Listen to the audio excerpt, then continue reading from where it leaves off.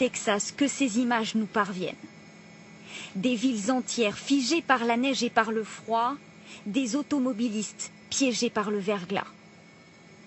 Ici, le thermomètre est descendu jusqu'à moins 18 degrés. C'est 25 degrés en deçà des moyennes habituelles dans la région. Par ces températures, se déplacer devient vite périlleux. Dans ce quartier pavillonnaire, le froid a figé les canalisations. On n'a pas d'eau, on s'est réveillé ce matin, nos tuyaux étaient gelés, on n'a plus d'eau dans la maison. La vague de froid est historique, du jamais vu depuis 1906. Elle fait la une des journaux télévisés.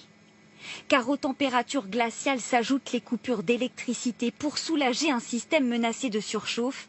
Au Texas, près de 3 millions d'Américains sont toujours privés de courant. Dans cette maison éclairée à la bougie, il fait à peine 3 degrés au réveil. J'ai mis le chauffage d'appoint au maximum, mais on ne voit pas la différence. Quand on se lève, on est transi de froid.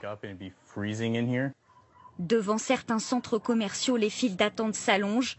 Beaucoup redoutent des pénuries. À l'intérieur, il n'y a presque rien dans les rayons. Il n'y a quasiment plus de nourriture. Plus à l'est, la vague de froid est entrée en contact avec l'air chaud des côtes et voici le résultat. Des maisons balayées, soufflées par des tornades. Les vents à plus de 250 km/h n'ont laissé aucune chance à ces habitations. Au moins 3 personnes ont péri ici. Bonsoir Loïc Delamornay, vous êtes à Dallas, au Texas, arrivé il y a quelques heures à peine, et vous découvrez une ville et ses 7 millions d'habitants totalement paralysés. Eh oui, Karina, car quand on pense Texas, on pense soleil de plomb, chapeau de cow-boy. Eh bien, regardez ce spectacle. Nous sommes dans une petite ville de la banlieue de Dallas et vous voyez, eh bien, près de cette mairie, eh bien, cette fontaine gelée et puis surtout tout ce paysage complètement figé.